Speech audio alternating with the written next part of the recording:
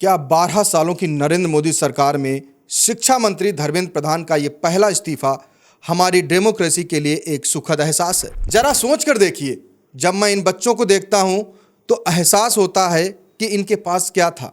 न कोई बड़ा नेता, न कोई राजनीतिक पार्टी, न अथाह पैसा, न ट्रैक्टर ट्रालियां और न लंगर, और न ही प्राइम टाइम का कोई टीवी एंकर जो सुबह शाम इनके लिए चीखता चिल्लाता हो, इनकी बात करता हो।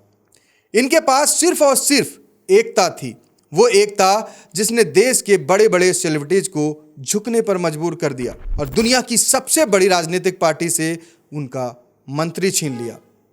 याद कीजिए, इसी सरकार के सामने 13 महीनों तक किसान दिल्ली के बॉर्डर पर बैठे रहे, कुर्सी नहीं हिली। जंतर मंतर पर देश की चैंपियन पहलवान बेटियां बैठी रहीं, लेकिन इस्तीफा नहीं हुआ। लखीमपुर खीरी में किसानों पर गाड़ी चढ़ गई। मणिपुर महीनों तक जलता रहा, लेकिन इस्तीफा नहीं हुआ, क्योंकि इस देश का हर आदमी मान चुका था कि मोदी सरकार में इस्तीफे नहीं होते और यही इनकी पॉलिसी है। एक बार राजनाथ सिंह ने भी कहा था कि हमारी पार्टी में इस्तीफा नहीं होते हैं, लेकिन शिक्षा मंत्री को आखिर में जाना ही पड़ा। और बिना किसी लाग लपेट के मैं कहूँगा तो ये जीत है हमारे देश के बच्चों की। ये जीत है उस माँ की जिसने अपने गहने गिरवी रखकर बच्चों की फीस भरी थी। ये जीत है उस पिता की जिसने बेटे को फ़ोन पर कहा था, बेटा खेत बेच दिया है तो बस अच्छे से पढ़ाई करना। ये जीत है सोनम वांगचुक की जो 26 दिन बिना कुछ खाए अपने बच्चों के लिए नहीं, किसी और के बच्चों के लिए लड़ते रहे। और ये जीत है उस जेनजी पीढ़ी की जिसे बड़े बूढ़े अक्सर ताना मारते हैं कि तुम सिर्फ रील बनाते हो।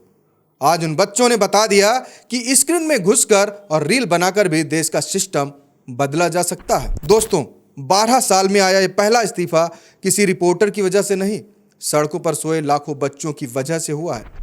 आज इस वीडियो में हम इस ऐतिहासिक इस्तीफे का पूरा डीप एनालिसिस करेंगे। दोस्तों, धर्मेंद्र प्रधान की इस इस्तीफे की चिट्ठी को हम डिकोड करें उससे पहले आपको एक दिलचस्प कहानी सुनाता हूं। जिस इंसान की कुर्सी आज इस पेपर लीक ने ली है, क्या आप जानते हैं आज से 30 साल पहले उनकी अपनी पॉलिटिक्स भी पेपर लीक से ही शुरू हुई थी। बात है 1997 की। उड़ीसा में जानकी वल्लभ पटनायक की सरकार थी।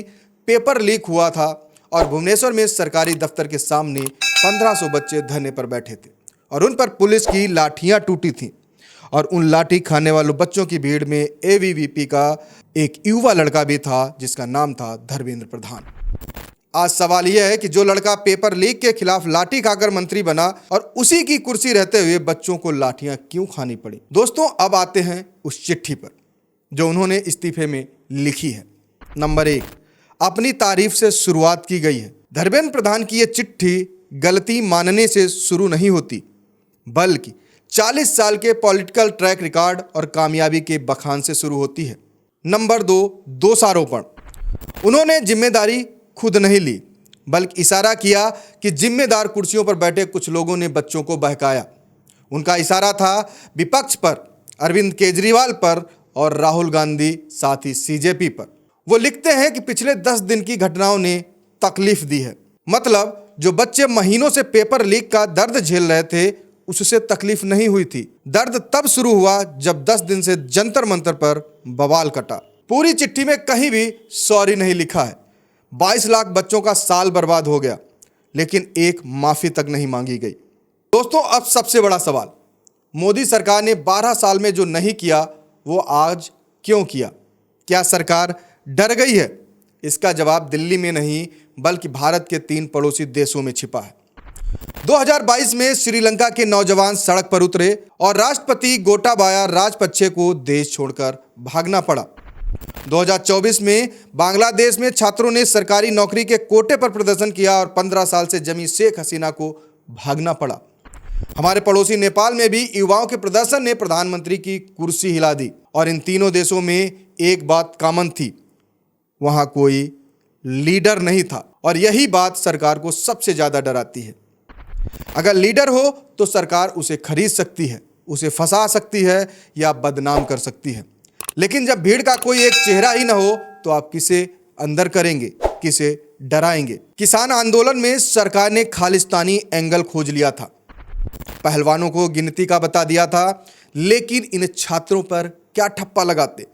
ये हर राज्य, हर जाति और खुद बीजेपी के आईटी सेल चलाने वाले घरों के भी बच्चे हैं। ऊपर से मोदी जी पर तानाशाह होने का जो परसेप्शन बन रहा था उसे भी तोड़ना बहुत जरूरी था। इसलिए आधी रात को इंस्टाग्राम पर आकर हेलो फ्रेंड्स कहना और मंत्री से इस्तीफा लेना ये बताता है कि मोदी जी पड़ोसी देशों के नेताओं से ज़्यादा स्मार्ट हैं। उन्हें पता है कि कब अकड़ना है और कब झुकना है। अब बात करते हैं इस्तीफे से किसे क्या मिला। राजनीति में जो दिखता है वो आधी कहानी होती है। अब अगर बात करें सरकार को फायदा होने की तो दोस्तों आग बुझ गई। सरकार ने आंदोलन को प्रधानमंत्री की कुर्सी तक पहुंचने से पहले ही कंट्रोल कर लिया।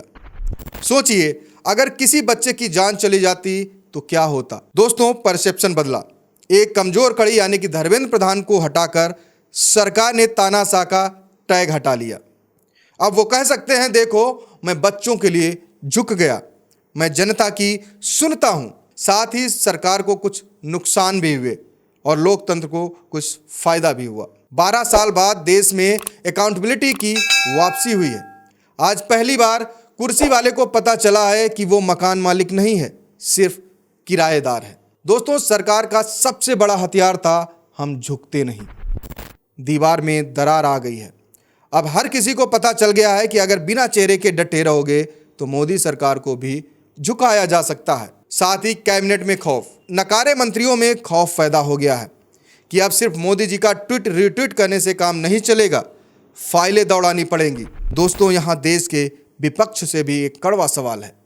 जो काम देश के जेनजी बच्चों ने सड़क पर लाठी खाकर करवा दिया, वो काम इतने सालों में विपक्ष के सांसद संसद के अंदर क्यों नहीं कर पाए। दोस्तों धर्मेंद्र प्रधान तो चले गए, लेकिन क्या बीमारी ठीक हो गई है? बिल्कुल नहीं, क्योंकि असली बीमारी का नाम शिक्षा मंत्री नहीं, एनटीए यानी कि नेशनल टेस्टिंग एजेंसी है।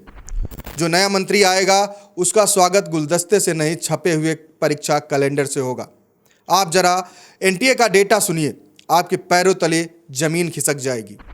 एनटीए नीट, जेईई, सीयूईटी जैसी 2018 से अब तक 270 से ज़्यादा बड़ी परीक्षाएं करवा चुका है। इनमें से 6 करोड़ से ज़्यादा बच्चों ने फॉर्म भरे हैं। लेकिन क्या आप जानते हैं कि इतनी बड़ी एजेंसी में पक्की नौकरी वाले कितने लोग हैं? राज्यसभा में खुद सरकार का जवाब है सिर्फ 24 लोग। मंजूर नौकरियां ही 39 है और काम 24 लोग कर रहे हैं। 6 करोड़ बच्चों का भविष्य ठेके और आउटसोर्सिंग वालों के भरोसे चल रहा है। जब 24 लोगों के कंधे पर इतना बड़ा बोझ होगा तो पेपर बाहर जाएगा ही। अगला शिक्षा मंत्री जो भी हो उसे कुर्सी पर बैठते ही ये बताना होगा 24 लोगों वाली इस एजेंसी को असली एजेंसी कब बनाया जाएगा। इसलिए जाते जाते 4 तारीखें नोट कर लीजिए जो इस कहानी का असली सच बताएंगी। दोस्तों अगले हफ्ते जब संसद में पेपर लीक पर नया कानून आएगा तो देखिएगा क्या सजा सिर्फ माफिया पर है या एनटीए जैसी एजेंसी की भी जिम्मेदारी तय होगी। साथ ही दूसरे हफ्ते में यह देखना क्या शिक्षा मंत्रालय को कोई नया फुल टाइम मंत्री मिलता है या किसी को सिर्फ एडिशनल चार्ज थमा दिया जाता है। और 3 महीने बाद देखिएगा क्या सचमुच एनटीए का ढांचा बदलता है और वहां पक्की नौकरियां भरी जाती हैं। जरूर देखिएगा धर्मेंद्र प्रधान 6 महीने बाद कहां दिखते हैं। अगर वो किसी दूसरे बड़े मंत्रालय में मलाई काटते दिखें तो समझ जाइएगा ये जवाबदेही नहीं, सिर्फ एक तबादला है यानी कि ट्रांसफर है। लेकिन आज के इस पूरे दिन को अगर एक लाइन में समेटना हो तो मैं कहूँगा आज लोकतंत्र जीता है, संस्थाएं नहीं। आज जो कीमत चुकाई गई है वो संस्थाओं की नाकामी का बिल है और वो बिल एक मंत्री की कुर्सी से भरा गया है, सिस्टम के सुधार से नहीं। कुर्सियां खाली हुई हैं लेकिन परीक्षा का पेपर अभी भी सुरक्षित नहीं हुआ है। इस ऐतिहासिक दिन पर आपकी क्या राय है? धर्मेंद्र प्रधान की इस चिट्ठी को आप इस्तीफा कहेंगे या महज एक सफाई? कमेंट्स में अपनी राय जरूर दें। इस वीडियो को हर छात्र, हर पेरेंट्स तक शेयर करें। याद रखिएगा सवाल जिंदा है तो लोकतंत्र जिंदा है। जय हिंद, जय भारत, नमस्कार।